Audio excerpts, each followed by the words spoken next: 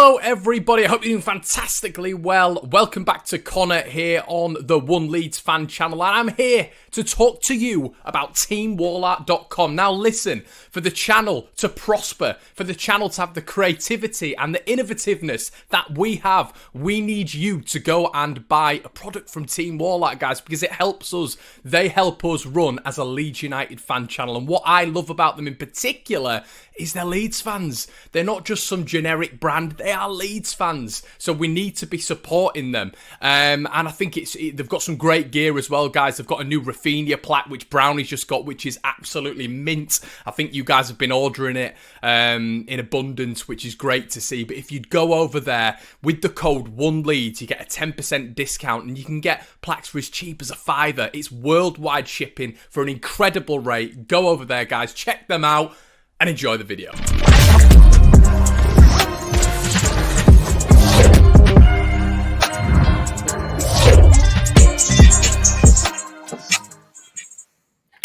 Hello everybody, I hope you're doing fantastically well. It is Conor, it is Brownie. We are back here with your Fulham review. Before we start the video, we've got a few things to get into. Obviously, Team Wallart, it is critically important, guys, that you guys go over there to support the channel and get some of your plaques. As I say, we've got your Calvin Phillips one here, Brownie. Can you see that one there? Your Rafinha one's the best, Brownie, I swear to God. Yeah, I love him Rafinha. He's over there. He's the man in his maroon kit. There we go. We've got all of them. The man there, and it's going to get me onto my perfect one here, Brownie. Just going to throw those to the side here, but there you go. The Leeds United legends. Go pick that one up. That one is going on my wall tonight from my fresh batch of them. It is critical, that we pay homage really to the men who've gone and have supported our club and been part of our club for such a long period of time now. I'm looking at Peter Lorimer. Brownie, really sad news today. I was definitely cut up when I heard the news. It's such sad news, isn't it, mate? Yeah, it is. Yeah, and we're losing a lot of them, aren't we now? It's been a sad year in that respect. And I think the club will do something we've got a statue for Billy, but I'm sure there'll be a commemorative one for a lot of the players that we've lost. Charlton, Hunter, Lorimer, Cherry. Do you know what I mean? The list goes on, and they were our ultimate team, weren't they? Really, and it's just such sad news. Obviously, we knew he wasn't well, but it doesn't make it any easier to lose him. And he's got the all-time goal scorer record that I don't think will ever be broken either. The word legend gets branded about a lot, but that guy was. Yeah, complete hero, absolute hero. Yeah, for a midfielder as well. I don't think he was classed as a forward, and to get that many goals, I mean, what a player he was. And you've seen Liverpool tweeting out today. You've seen a number of the big clubs saying what battles we had between the two clubs, and yeah, it's a really, really sad one for Leeds United today, losing another great. So if any of the Lorimer family are watching this, condolences from Leeds. And, I mean, what else can you say? I hope you get through these tough times, but all respect from us here at Leeds. Sad, sad times. But yeah, moving on, if we can do. Brownie, last night, overall, mate, I always ask you this from the start. Your general view on the game, mate? Confident but nervy, which sounds absolutely bonkers, but we felt like we were in control, but it always had that element last night where it was, I mean, the corners that we were getting, I was closing my eyes at most of them. It just had that feel where we always felt like we'd done enough to win the game, but it should have been more comfortable than it was. I mean, we started off like a house on fire again. I mean, we had the ball in the back of the net 3 times in half an hour. It could have honestly been such an easier night, but we never do things the easy way, do we? No, we don't, mate. And yeah, we'll get onto a few screenshots in a second. But yeah, as you've said, mate, we never do things the easy way. I thought we started well, though, Brownie. I thought the game, we took control of it, and I really didn't see us going that way. I thought Fulham, at home, they've scored 2 goals in 2021, so you can't exactly say they've been good, but it's aside from the top teams, really, they're not getting beaten that often. We've seen Spurs go there and win. We've obviously seen City go there and win, but the teams in and around them, they've been doing quite well against. So, yeah, I don't know how I felt about it. They were 10th in the form table. Leeds were 18th. Did that play any sort of factors in your mind going into the game? I predicted 2-1, didn't I? Don't know. I swear it was 4-1 Fulham. I'm pretty sure. No, I always felt like it was going to play into our hands, that they were going to come at us. And Sky, I mean, they ran it to death, that it was an opportunity for them to get out of the relegation zone. It really was a game that they could have gone and really imposed themselves in. But we started off like a train, very much like the West Ham game. We started off so well in that game and we just didn't get that goal. Well, we did, but someone started to use Microsoft Paint on my screen.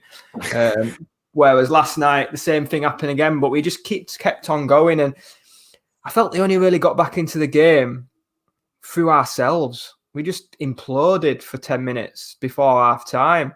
We were in cruise control. I mean, I think I remember texting you during the game. I was like, first half an hour, Fulham were putrid. Like they were really, they couldn't, whether they were bad or we were just imposing ourselves that much. I mean, joked about, but they're right back. I was joking during the game. It looked like he were playing soccer aid. He just couldn't kick it. But we were pressing that much on them. We weren't allowing them to play. And then they got a corner.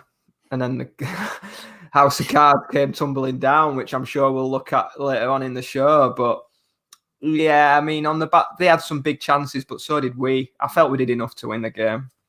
Yeah, definitely. Me and you've been talking off air, and yeah, there's been me and Brownie have been sort of chewing the fat on certain aspects, really. I mean, I think in the first half, from my personal perspective, I was really enthused by what I was seeing. Obviously, we scored the VAR offside goal, which is just getting more and more farcical by the day now. I think we would have drawn against Wolves. I think if Bamford's knee hair was onside, obviously his shirt was offside against Palace, which would have completely changed the game.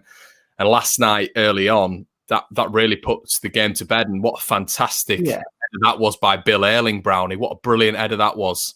I know. I mean, it's things like that. Look at his joy. You've robbed the guy of his first ever Premier League goal. It's been a tough week for him. He was on the edge of the England squad and didn't quite get in. And he's scored a goal in the Premier League. He's captained the club for the night. And you're drawing lines and touching on them lines. And it's something I've seen today. I mean, I know it's like pregnant. You can't be a little bit pregnant. You're pregnant or you're not. And it's like offside. You're either offside or you're not. Exact same, yeah. But the lines, honestly, for all the people watching, go look at them. At the top of the screen, the red and blue line are so close together.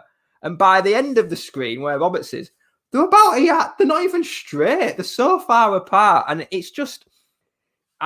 for technology, I mean, and I'm not sure how accurate it can be, someone drawing lines. And you're talking about, you're right, mate, it's cost us a few points. Other clubs, it'll cost them points as well. But it does seem that Leeds are really getting the wrong end of all these decisions. And Lewis has said here he was offside, but the line Lewis is right. Yeah, he was. But if you're drawing lines, and I think Bamford alluded to it in his post-match, the game's about scoring goals. If you're having to draw a line to measure if someone's on or offside, just play on. It will go for both ways. Do you know what I mean? And you're talking about, like, we're safe. We're not going down. We're not going to get in a champion. But you're talking about places, and these decisions are points that are costing millions. Brownie, I didn't even touch on the West Ham one. I thought of Wolves and Palace straight away. I thought of last night. I didn't even touch on the West Ham one, the Costa one. It's ridiculous. It's absolutely ridiculous. Thank God we're in the position we're in. Yeah, I mean, and Fulham had some VAR where they had an equaliser chalked off where it's hit an arm and it's down by his side. I mean, it just... I do get the point. Brownie, have we heard any more about the Wenger rule coming in? Liberty said it here, but I think there's been a lot of stuff going on about that, and they might be trialling it next year. Have you heard about the Wenger rule? No, I've tried to block out as much VAR as I can. So what is that?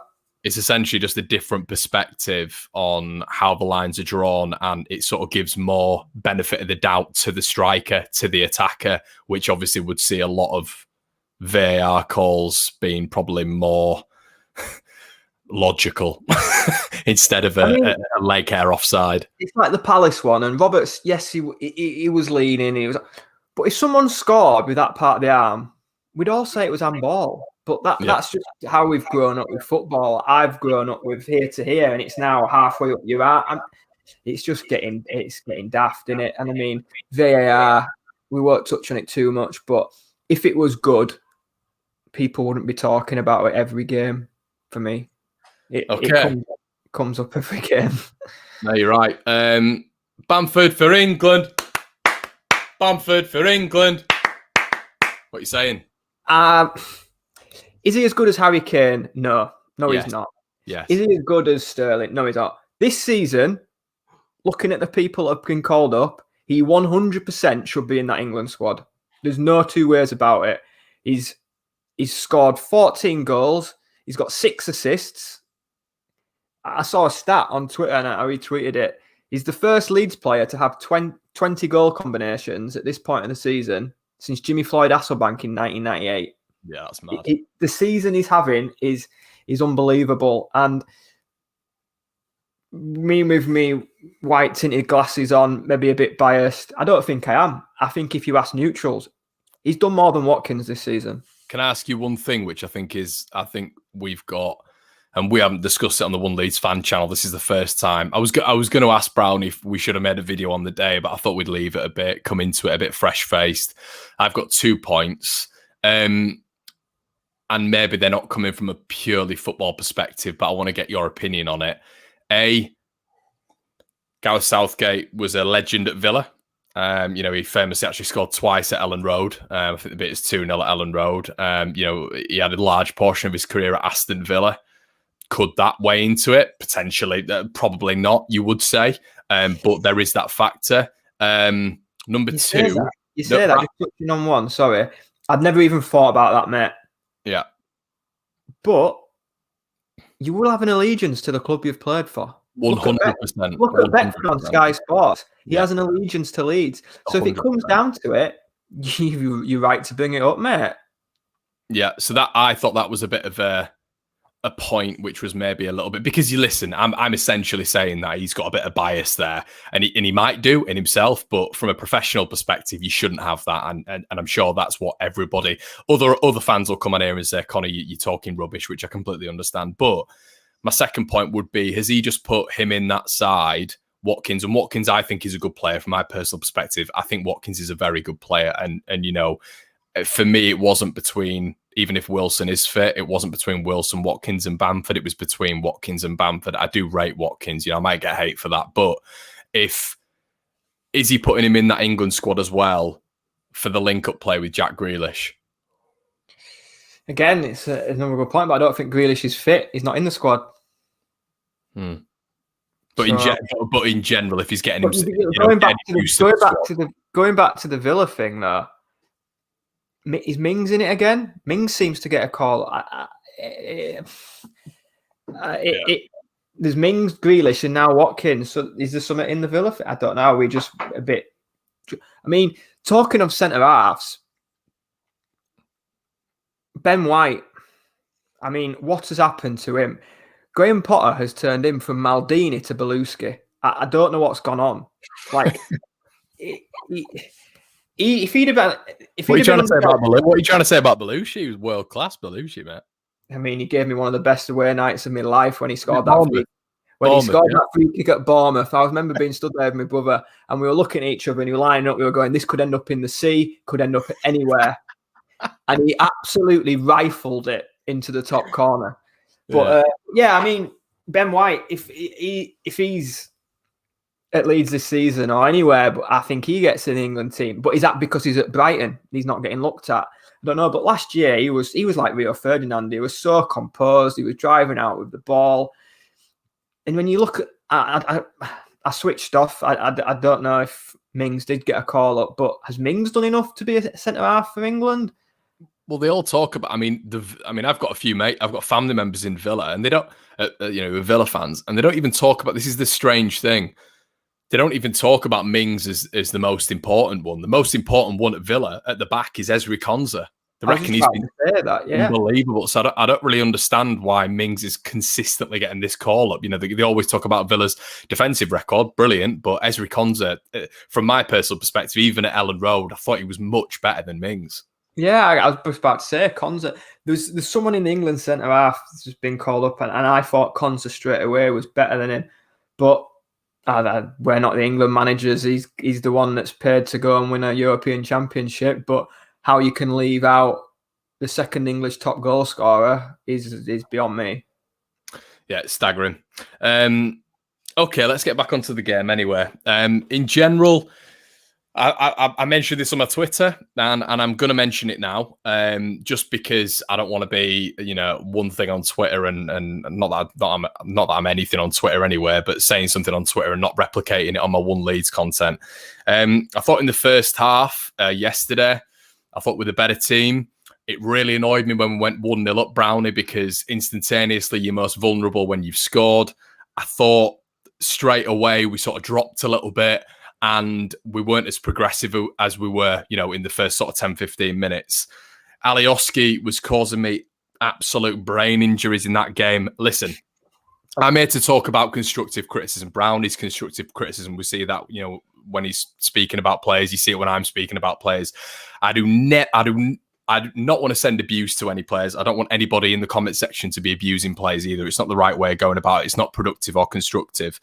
But what I will say about Alioski is sometimes you've just got to use your brain a bit more. You've got to use your head. Now, I've got down here on my notes from looking at the XG, which I know Brownie's not a massive fan of, but when leading to chances, let's say, not XG, but chances created by the opposition side, Alioski led to 3 big chances, and they're all silly mistakes. He gave 2 free kicks away in critical positions in the first 10 minutes. There was a certain occasion where he volleyed the ball across the box. It went straight to Lookman. Lookman then set up Anthony Robinson. Robinson scuffed it. And he also led to there's a second chance as well where Lookman turns around, kicks the ball. Alioski lost the ball, and it just gets caught under his foot. But Brownie, we saw it in the rumour mill video when I was doing the video about Roma Perot. I think for a left back, I think that would add so much to this side, so much balance. Alioski's great going forward. When adding to our XG last night, Brownie, he had 2 decent chances on the edge of the box, but defensively, I'm going to get it up on screen now, Brownie. I'm going to get it up on screen if I can find it. But the perfect sort of point with Alioski was when he just sort of roofed it into for a corner, and every single player sort of turned round. And if you just look here, every single player's just got their arms out. Why have you done that? Roberts, look at the edge. Look, Ayling, Llorente, they're all saying it. They're all just looking at him. Why have you done that? Look over your shoulder, bit more composed, and we can get it out for a throw-in. Because you saw last night, Brownie, how bad once again we are from set pieces. And I just think sometimes there's Jan Alioski. I don't know what you think, mate. I just want to bring this into the comments and to you. I'm going to probably get a bit of stick for this. And I've mentioned to you, if you just... This is where... It's an unbelievable save from Meslier, and I thought he had a really good night again. I thought he did. But this is where he needs to add to his game. He needs to grow a voice, and I know he's a young keeper, but if you just flick back to that last screen, there's no reason for Alioski to launch that into the River Thames, but he's got nobody near him. He's got his back to play. Meslier's facing play. Nobody knows if Meslier's said anything, but Meslier could have got up and picked that ball up if he'd have just told him time. It's communication in football. I'm not saying Meslier's wrong. I'm just saying it'd be interesting to know if Meslier's opened his mouth and said anything to him, because we're going to get onto set pieces in a bit. And goalkeepers order you about, they tell you where you want it. Goalkeepers are so instrumental in set pieces. And we'll look at set pieces later. And there's a set piece in the 91st minute and we're all over the place. And it's a trend. Yeah, Alioski, he's one of a kind, and he's brain dead. He might have got a call, but Meslier is not reacting at him as if to say he has. Meslier is the one facing play. I'm not saying it's Melier's fault for 1 second. I'm just saying. Can I ask you something on that point though? Right. Yeah. So Josh Madger has turned round and had an incredible effort here. Meslier has arguably made one of the saves of the season. Oh, unbelievable. From your perspective, Brownie, from getting here to here, sort of, are you expecting Meslier to get, and I said this to you on the WhatsApp, didn't I? Yeah. But from here to here, do you expect him to get up and be barking orders at Alioski, or is Alioski got to take charge there and realise what he's doing? I don't think that's the same phase of play. It's not the same shot. It's not the same serve. Was it not? Hold on, what am I talking about here?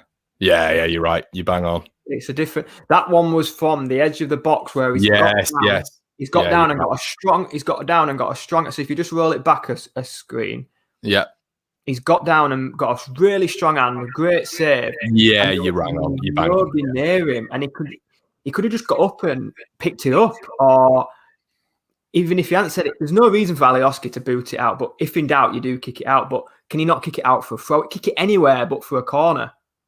Yeah, 100%. And this is what we're saying, isn't it? What I mean, it's just that communication in defensive areas, and we seemed shaky all night last night defensively. Ayling, I thought Struijk wasn't himself. Lorente was shaky. All across the back, we were really shaky. And I think as fans watching that game, this is what I meant. We were comfortable and in control of the game, but he just had that element of shakiness across the back four, and that's why we all felt like... Brownie, can I just say as well, guys, what we're doing here is we're just picking out a few of the faults, a few of the negatives. That's all we're doing, just picking out a few things that we weren't content with. And then we are getting onto the positives of what a brilliant win it was in London, an amazing win in the Big Smoke. We've got the Hoodoo over. Do not worry, this is not going to be a negative cast. We're just talking about specific points where we think that maybe Leeds could improve. So, for example, here, I mean, Brownie, we got the goal earlier on. Early on, we talk about a little bit of... I think this is the clip. No, it's not. Basically, there was a lovely move by Jack Harrison. Ball was thrown in by Alioski. Jack Harrison on that wing. Lovely little ball in. Talk to me about Patrick Bamford's finish there, Brownie.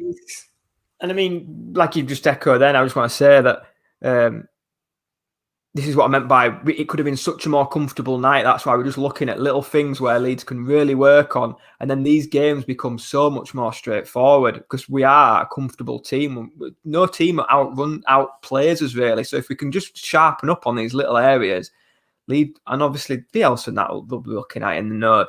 But after a game, just for context, after a game, win, lose or draw, all the players will sit down, they'll rewatch it, and they'll have all this little nitpicking to improve areas so it doesn't happen again. But it was just a movement for me for Bamford. He's walked away as a striker. He's walked away, not interested, and then bang, he's straight across. This is it, Brownie. Great little ball in from Jack Harrison. On the outside there, he's not interested, and then bang, he's straight across, and it's a great finish. I mean, cracking finish. He's giving the keeper no chance, and that's what he's been doing this year. He's been getting himself that half a yard, and he's just been more clinical and ruthless this year, hasn't he? He's not taken as many touches inside the box. A bit like when we talk about Calvert-Lewin, he's doing things 1 or 2 touches in the box, which doesn't allow the keeper to get set. And before the keeper's set, it's in the back of his net. Yeah, 100%. So it was a great bit of play. Leeds obviously get the goal. Now, we highlighted it just a little bit before. We obviously spoke about Ayling and what was his name? Anderson. Now, this was the issue for me, and there was a lot of this all night, just in terms of set pieces, and this is why as Leeds fans, we were a little bit edgy throughout the game. For me, there, Brownie, we've spoken about Cooper and Ayling in particular. You brought it up as some really good points in terms of Cooper and Ayling not being as good from corners as they are when they're facing the ball. Ayling, for me, here, had a battle with Anderson, and Anderson, don't know if he wanted it more, but once we seem to have a thing through our team, and I don't know whether or not it's because we don't think we can compete. But for me, we saw this with Lorente. We've seen this in a few clips that we're going to bring on later on. the players seem to be more bothered about the players than watching the ball come in. And that's a massive problem for me. Yeah, I mean, on that Ayling goal, they swapped him at half time, didn't they? They put Lorente on him. You're right.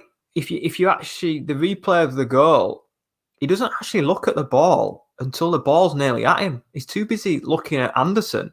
And it's not just an Ayling thing. It's are we trying to do that as a team? But I mean, even that. I mean, he's really that screenshot there just highlights to me that they've seen Ayling is picking up Anderson and they've isolated him 1v1. They've piled everyone to the front post and they've just left 1v1 in the 6-yard box.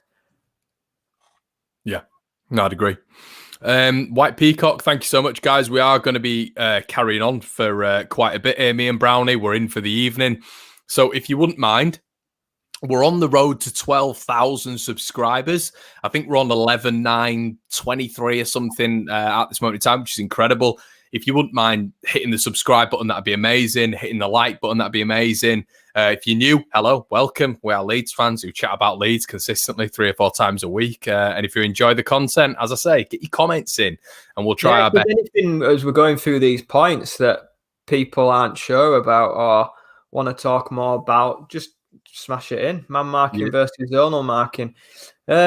I don't really know about this, Brownie. It's a really good point because we were talking about it earlier, and depends on personnel for me. It depends who you've got in your team. I don't think we do either, to be honest. Yeah, which is a massive concern because I mean we'll show you a screenshot of a set piece in the 91st minute later on if we get chance. It's a shambles.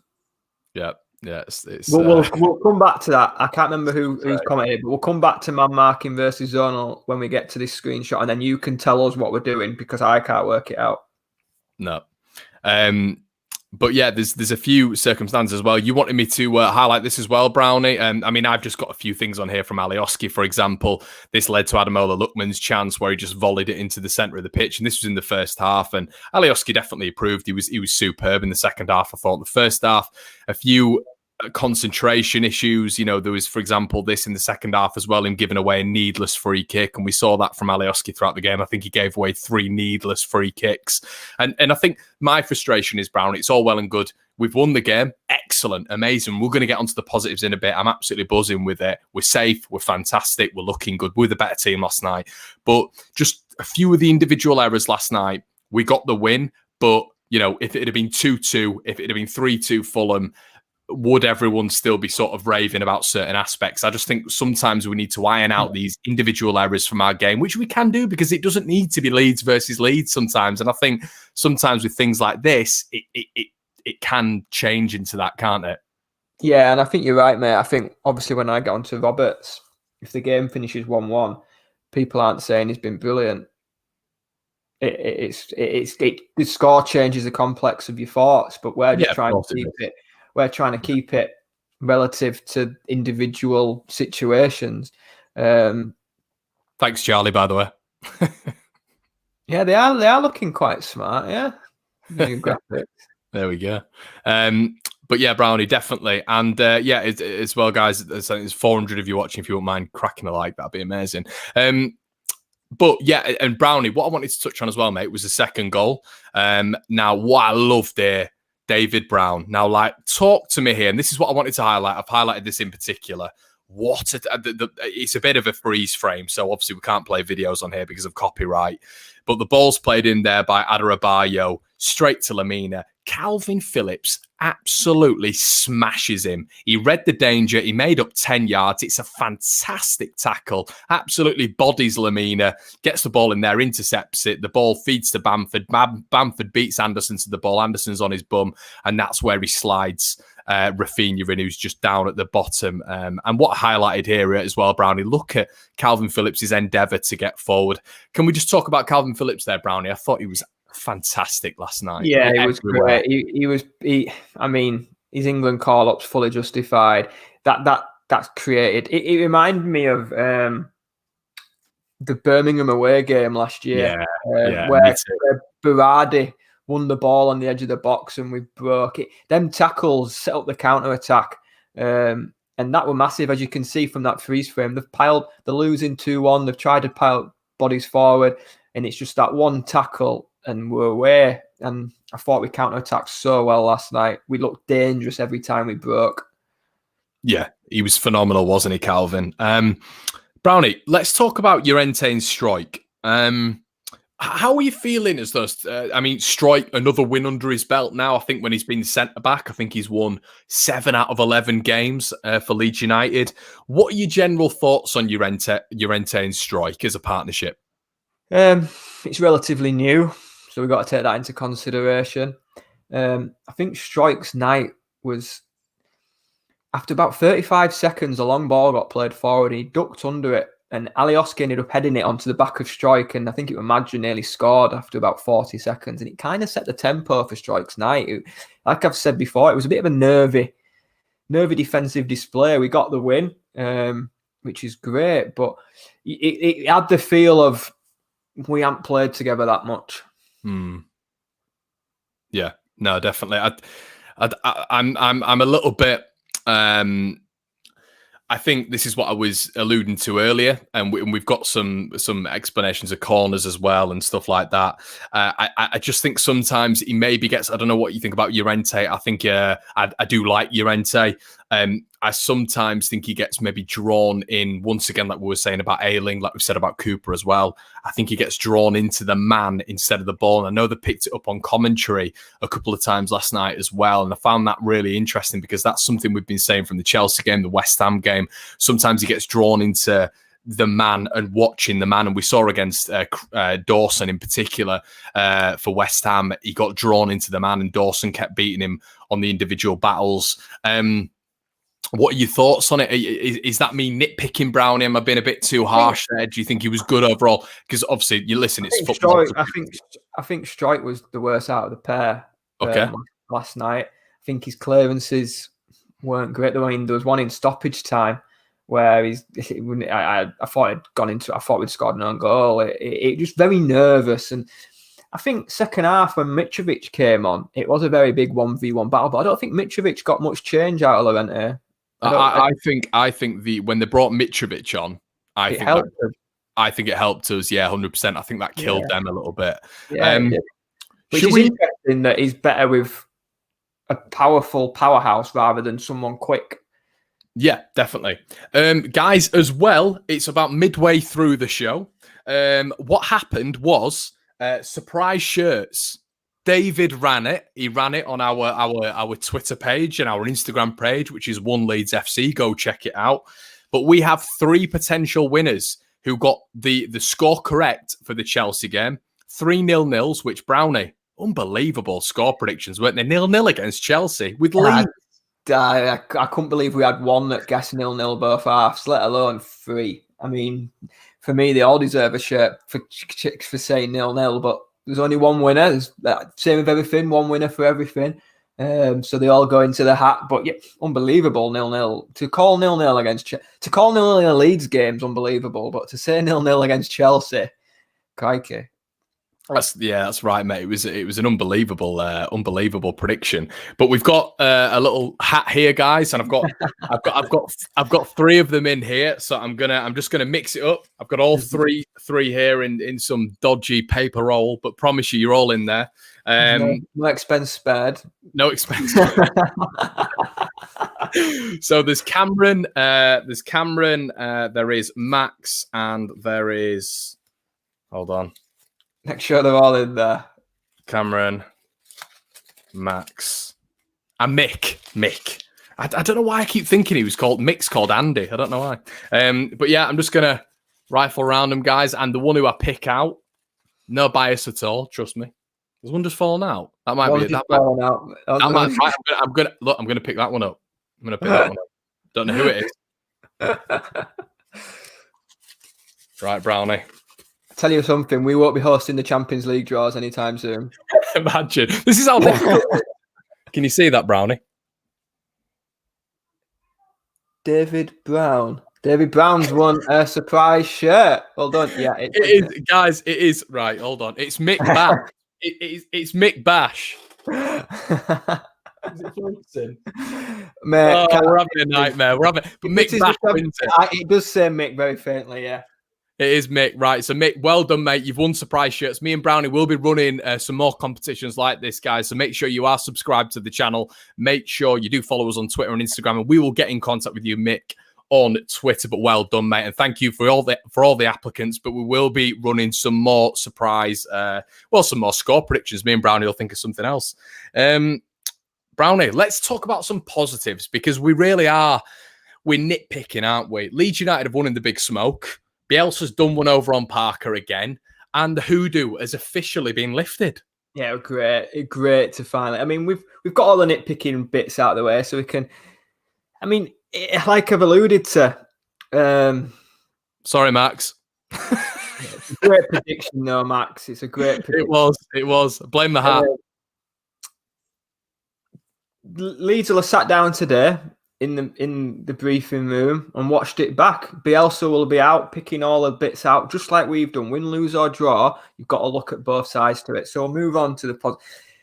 I think even the players knew we needed to win in London. I really do. I really think it's Sean. I mean, even Diego Llorente's tweeted, "We won in London." He's been here 6 months. You know what I mean? He's been here 5 minutes. Yeah, I mean, in the summer, you had Stuart Dallas posting the picture in wherever they were, sunning it, saying no wins in London, no problem. The players knew. They knew that it was becoming an issue. And I mean, 4 years, it's scandalous, isn't it? 4 years. 4 years. The worst, I think the worst statistic is it's like, it's 4 years, but when you look back to like 2009, 2010, it's something like, I swear it's like 3 wins in like 11 years. It's ridiculous. I'm just going to get something up here that my brother sent me that he'd seen, and I just laughed, right? Because we'd won. We were in a good mood, so you could laugh. Yeah. But where is it? Since Leeds last won in London, Olympiacos have won there 3 times. Ostersunds have won there once. They're not even English. So it was becoming a thing, wasn't it? It was becoming an issue. And it's just great to get that monkey off our back. And Brownie, can I pick out some key players? And I know we've spoken about him in terms of I know you were talking about him being vocal from that Alioski chance. I thought Illan Meslier was absolutely super. Brownie, I thought he was coming for balls. I thought he was demanding when he was punching them out. I think there was a chance where he came and just absolutely biffed it away, which we've not seen before from Meslier. Once again, Brownie, we've seen it against Sheffield United. We've seen it against Chelsea. He makes world-class saves. That save last night where he stood tall for a 21-year-old lad, that is a quite staggering save that he made. And I think he was fantastic last night. I really do. Yeah. I was unconvinced on him throughout the season. I openly said that. I think the Arsenal game was the best thing that's happened to Meslier. I agree. The Arsenal game where everything just went wrong for him. I think since then he's simplified his kicking. He's not kicking it into daft areas. He's not holding on. First part of the season when Meslier got the ball, I was a nervous wreck. I didn't know where it was going. I didn't know who it was going to. He'd kick it to their midfielder. He just seems so much more composed since the Arsenal game. The saves he made last night, he made one from Madja and he made one from the edge of the box. It might have been in Greaser. It was in Greaser. The one where Alioski's booted it into the River Thames after it. He just seems to have simplified everything. Yeah. And he's not overcomplicating kicks. He's not kicking it into daft areas as much as he was. And but is that Brownie? Maybe here's a little curveball. Maybe that's not Illan Meslier's fault. Maybe he was getting instruction consistently to play out to the wings and the fullbacks. Maybe now we've realised that sometimes we can't go through the middle. We have to bypass the middle, especially with our pitch, and just go direct and long. And I think we've seen that more and more with Leeds United. I think we've seen us going direct so much more often in the past 4 or 5 games. He's kicking it a lot. Since the Arsenal game, he's kicked it a lot longer. I'm not one to pass the buck to someone else, to be honest. As a player on a pitch, if the pass isn't on, don't pass it. That's personally right. I would never get into a dressing room after a game and after I've made a mistake and go, well, you told me to kick it there. Do you know what I mean? He's the one in control of that football. So in the Arsenal game, it's just got to go. But since then, you're right. He's not kicked it into that middle area as much. Sometimes, I think it was the same weekend, Ederson launched a ball for Man City over the top and Ilkay Gundogan went on and scored. It doesn't have to be pretty. And since the Arsenal game, he's kicked it loads longer. Yeah. He's been more comfortable. I think he's coming to catch more things as well. He's coming out into crowds. There was one last night where he came and he nearly took someone's head off when he's punched it. And he's brave. He's making them decisions. And I thought, Brownie, I love that. You know what? Because we see it with every other. We see it with every other goalkeeper. You take the man, and that's what Meslier maybe not been doing. He was totally dominant last night, and since the Arsenal game, which was a blip for him, he's been absolutely unbelievable in every game. I think since the Arsenal game. Brownie, can I throw a stat at you? I love stats. Can't wait to throw some stats later. This is why you've got to stay tuned. Leeds again, Brownie. Again. We ended the game last night on 48% possession overall. Fulham ended with 52. Leeds came out with the victory. Is there something to Leeds having less of the ball and winning games? Because it seems like it. I tweeted and someone commented saying that, what do you mean Leeds are changing the style of play or something like that? And I really think we are slightly. I really do think we're not as gung-ho as the first part of the season. We're much more disciplined. Bielsa, he said it himself, he's learned a lot from teams in the first time we played them. You saw it with Leicester away. You've seen it with the Newcastle away. Even last night. Burnley at home. Even last night, to a degree, we are a lot more reserved and hitting teams on the counter a lot. And I think we're so set up for the counter. It's unbelievable. Brownie, what did Scott Parker say after that game? We played into Leeds' game because we started playing a gunslinger match. And it almost feels like now, with how direct we're going, and we press on the teams from moment one. Of course we do. We've kept that same aspect of our play or aspects of our play. But we're happy to sit back in some instances. We're not always, we press, but we're not looking to actively press at stupid moments in the game. We will sit back. Now, I think at the start of the season, the Liverpool game was just nuts. It was Leeds pressing at every single moment. I think Bielsa, like you just said, mate, and the Leicester game for me was the fusion of it. That's that's the first time where we saw it, because Brownie, you bang on the money. Imagine if Leeds United went into every game defensively set up and we were a counter-attacking team. We'd absolutely pick teams off. People will laugh, but we've kept a lot of clean sheets. It is in our makeup. Is it 9? Is it 9 now? Yeah, I mean, we've 40-something goals we've conceded. 15 of them have been set pieces. If you take just 10 of them out of the way, if you tighten up the set pieces, which is why we were talking about it, and people might think we were nitpicking, but if you just take 6, 7, 8 of them set pieces out of the way, which are avoidable, last night's one was avoidable, you're then looking at us, would have a positive goal difference, we'd have even more clean sheets, and we've been hit by injuries this year. Lots of teams have. I'm not using that as an excuse. But our squad, Bielsa likes a small squad. We've been hit by injuries, so it's been even smaller. We've not been able to rotate players around. We've played the same team quite a lot of times. And we've said it, Harrison looks like he needed a rest. Looks like he needed a rest. It's maybe helped us that we have become a little bit more reserved.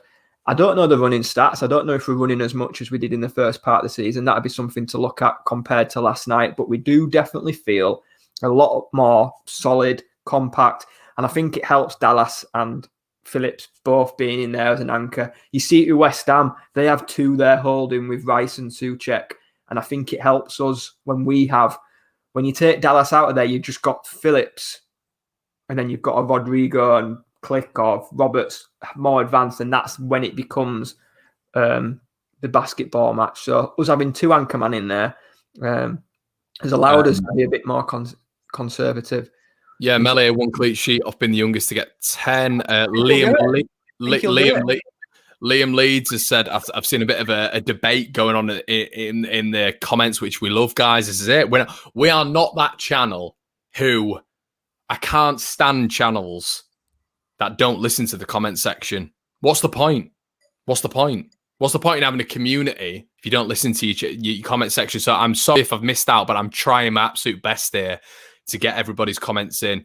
You saw what it was like with the draw, so he is doing his best. And Guisa bullied KP for the second half again, but nobody can slate him because he's a Leeds lad. It's a joke. Phillips was terrible in the second half. Okay, well, Liam, just before you go off, Conor, for that, Liam,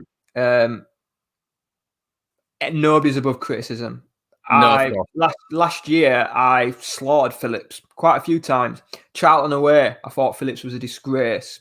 That'll probably get clicked up, but it needs to be taken into context. Charlton away last year, I thought Phillips was awful. Ailing.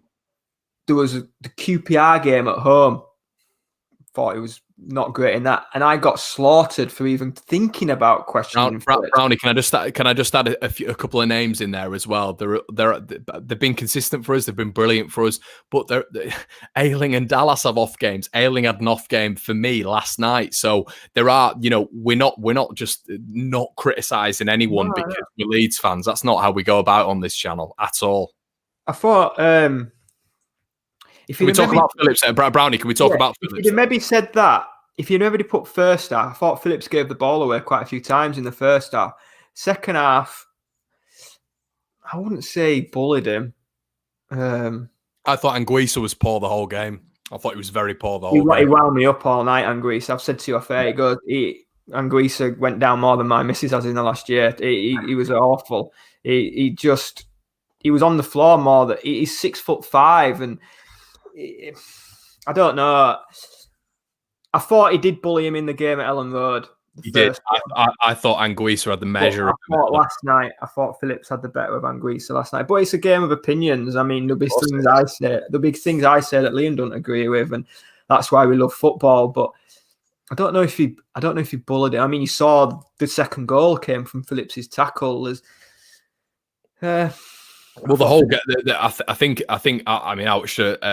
Fulhamish have been on my channel a couple of times, and they actually thought it's a Fulham fan channel run by The Athletic.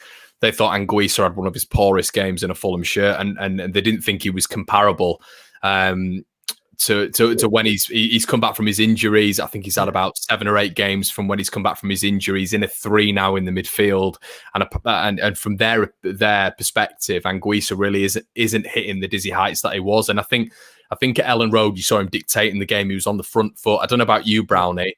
Last night I thought Anguissa would go forward and then go back all the time. He would consistently retreat. Nice and fancy on the ball, lovely on the ball, throw himself over numerous times, which was a joke, and he should have been booked.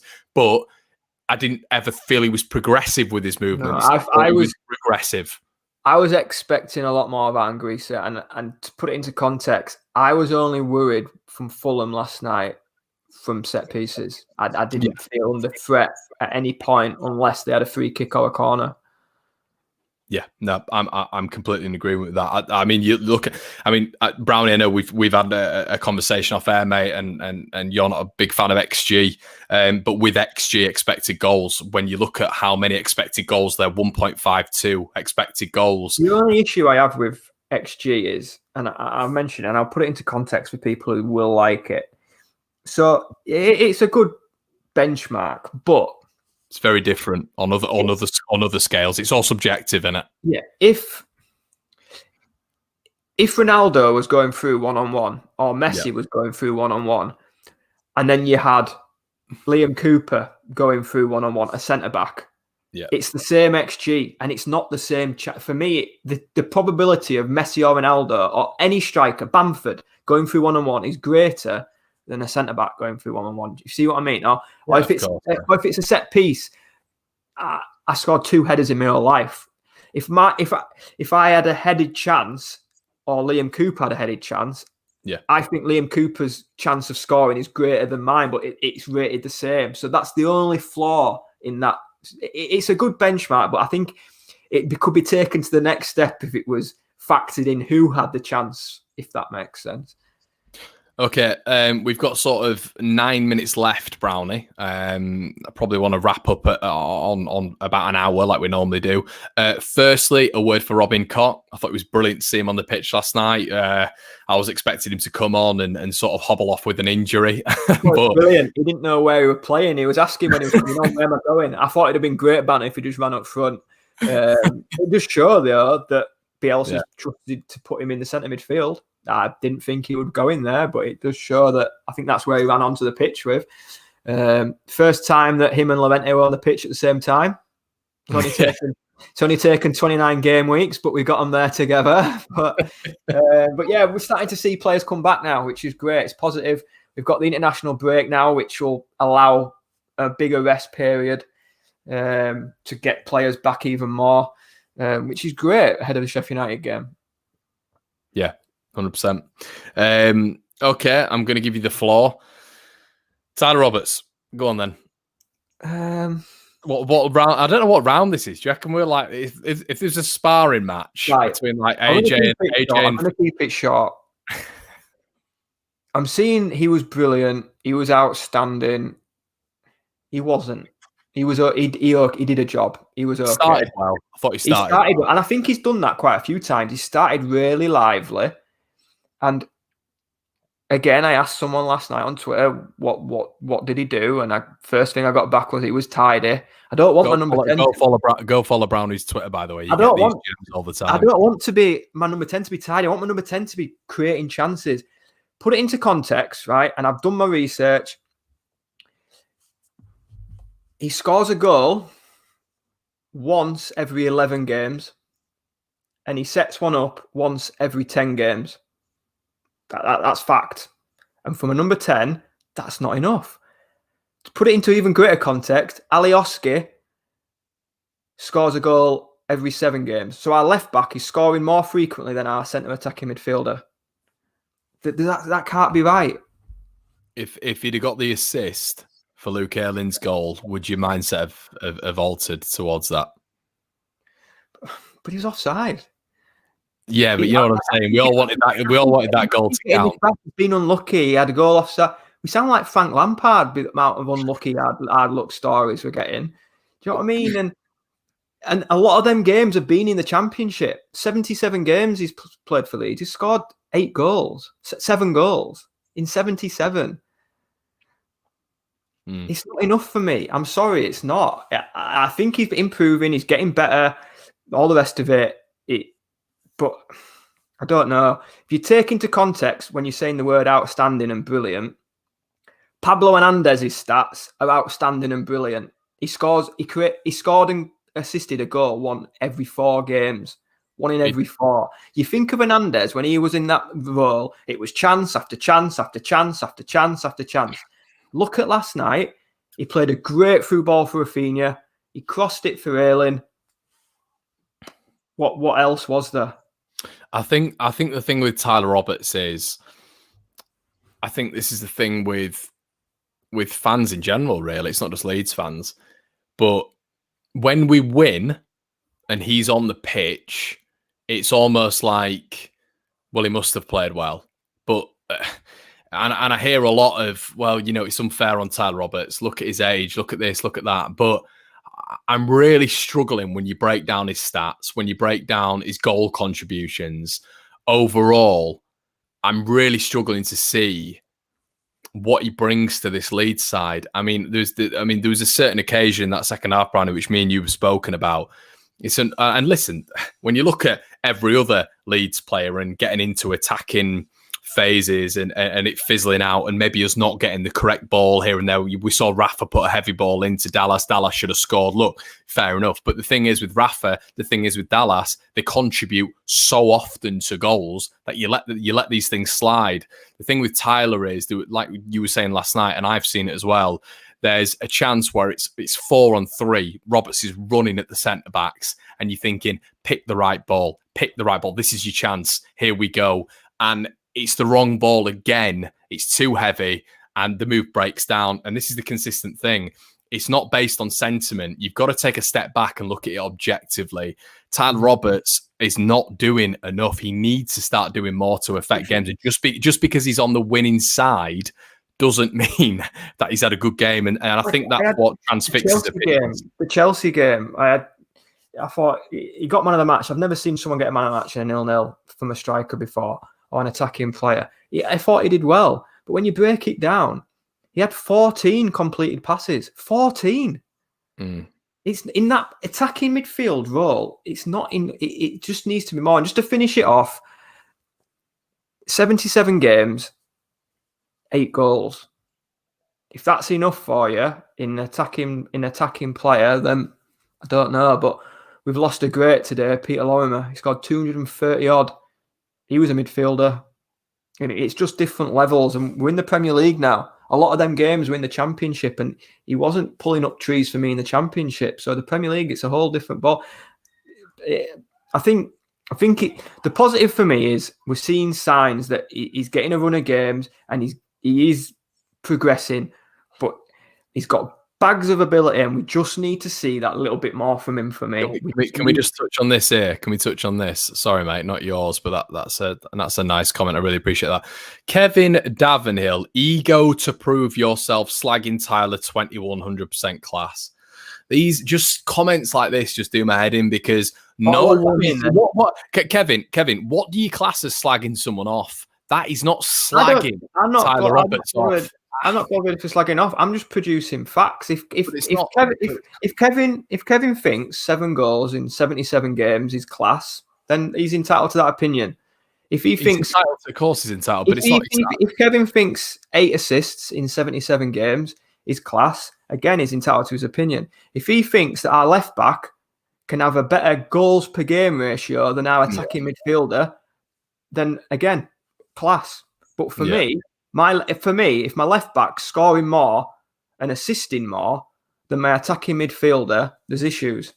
But if Kevin thinks that's class and he'd have him in his team, then fair enough. But the thing is, it's what frustrates me sort of about that comment is, and listen, everyone's allowed their opinion, but it's almost as if we're coming on here and personally, and we know how big mental health is in the community at this moment in time, and it's as if we're coming on here and slagging him off, and you know, it's that is not the case whatsoever. Me and Brownie have been talking off air, and Brownie was saying it, I was saying it. We said he had a really good start against Chelsea. He got man of the match. He had a better game. Southampton, he had a decent game. Is he doing enough? No, that's not. You cannot turn around. For me, I know everyone has their opinion, and opinions are subjective, whatever. But you can't turn around and say we're slagging him off. I mean, like Brownie said, these are just these are bona fide stats that we're producing here. We don't have an agenda. What's the point? We support. I want him to do well. I want him to do well. I want Leeds to win. I want him to do well. Yeah. One goal every 11 games from my attacking midfielder isn't enough. Of course, yeah, 100%. How many goals would you want your attacking midfielder to score in a season? Yeah, I mean, this is it. On average, 1 every 11, he's scoring 3 throughout a season, and that's not enough. I think I've said it with you before, Brownie, on here, that what I tried to do, because Brownie, you've got your points about Tyler Roberts. What I will try to do is play devil's advocate, and you've seen that on previous shows. It doesn't mean that I agree.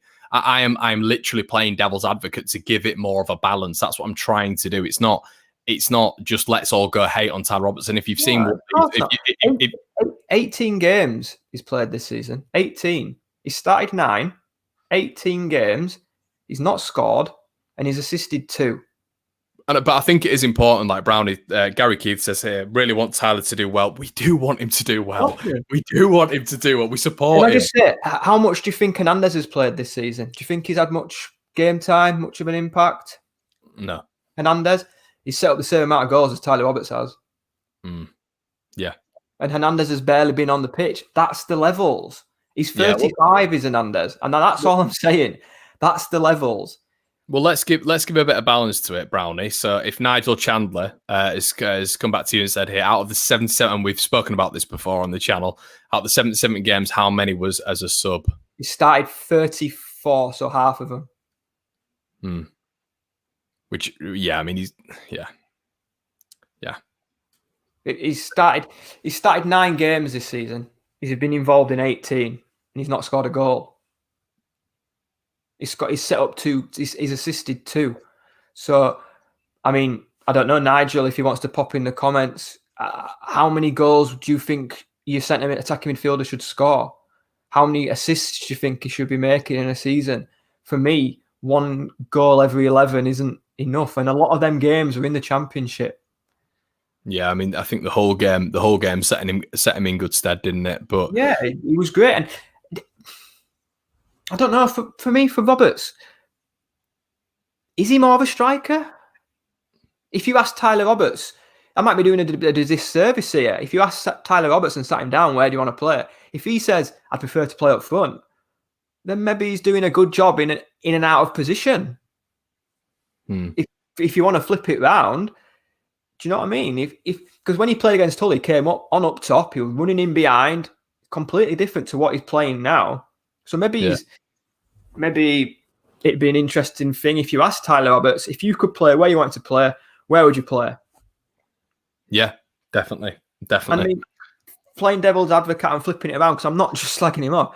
He will, I see, and this is a good point that I saw, he will give the ball away a lot, and I'll back him up for that. I don't mind my attacking midfielder giving the ball away a lot because he's trying to make passes. He's trying to create things. You're not gonna create every pass, so you are gonna give. So I see people going, "Oh, he's giving the ball away again." He's gonna do that because he's making through balls. He's trying to create things. So you are gonna see that at that top end of the pitch losing. I think I've said it to you, Brownie. I agree with Liam here. We saw 3 games from him last season in the Championship, left wing. We saw him 2 substitute appearances, left wing, and then we saw a full game from him, left wing against Aston Villa. It's 100% his position for me. Left wing, a narrow 3 in behind a striker. I think he was. I thought they were some of his most dangerous passages of play. I thought he was much better there, much better. So the conversation might need to be, what is Tyler Roberts' best position? 100%. If it's not attacking midfield, then we are doing him a disservice because he's playing out of position. But if he's saying that that's where he wants to play and that's his position, then he needs to start getting a bit of end product. And you're right, the offside goals, they do improve his stats. But you could say that to anyone. Bamford be on what, 16, 17? 30 goals, wouldn't he? Yeah, you could say that. You could say that to anyone that the stats would improve. We've disallowed an offside goals. But yeah, with Roberts, I'm done with the whole conversation now. We'll reevaluate him at the end of the season. Hopefully he goes and scores 3 or 4 goals before now and the end of the season. But just to finish it off, by the way, I was looking at the league table last night. We're 11th. We've got 9 games left. 5 of them are below us. Yeah. That's what you're saying. You're not seriously talking about a European charge, are you? I'm talking about top half. Yeah. I mean, five teams from below us. I expect to win 3 of them. Yeah. You had another 9. Who are you 3? Looking at Sheffield United, West Brom. So you got Sheffield United, West Brom. We've got Burnley. We've got Southampton and Brighton. Yeah. I'd expect to beat Sheffield United and West Brom at home. Yeah. And you fancy us to get an away win somewhere. I think we're very set up well to go away from home and winning. Burnley might be difficult. I'd probably target the Brighton game. Yeah. But what we're on now, 39, 3 more wins, a couple of draws. You're into the 50 points bracket. Yeah, Sheffield United finished 9th on 54 last year. Yeah, so you are breaking into that 50 points. So last night's win was huge, and it sets us up. We get an international break with an extra couple of weeks rest for players. And then we got Sheffield United, which is another winnable game. I don't know. I think the relegation, if anybody had any doubts about that, that's completely put to bed after last night. Brownie, I think this is something that we should do on a separate video. And we've got the international break coming up. So what I suggest everybody does is whatever you want to see us talking about. I can see all of your suggestions here. We can't talk about them all because we go on for 3 hours and we just can't do that.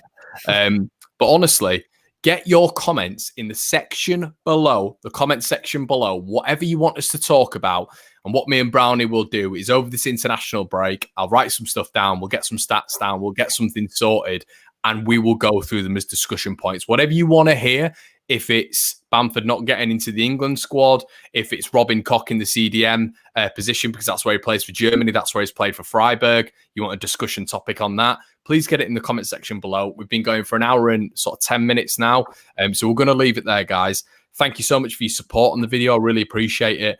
As I said, we're on the road to 12,000. If you wouldn't mind subscribing, it means the world. We get a lot of likes. We get decent views for our numbers, but we don't see a lot of people subscribing to the channel. So if you are new, do us a favor, hit that subscribe button. It's absolutely free. Hit the like button. It's free. And get your comments in, because football's subjective, and that's what we want to talk about on this channel. And that's Brownie, what I said. we're not going to come. We're not going to come on here and talk absolute. You might think we talk waffle, but what we try do before the video starts, we'll do a lot of research. We'll figure out people's different points of view, what's trending on Twitter, all the discussion points. We'll try bring it all collectively. If we don't hit the mark sometimes, we apologize, but we are trying our best. But like I said, get your comments in the section below and let us know exactly what you want us to talk about. Was it Neil? Was it Neil? Can't remember. Or it might have been Kev. I can't remember. But football's a game of opinions. Of course it is. There's no right or wrong.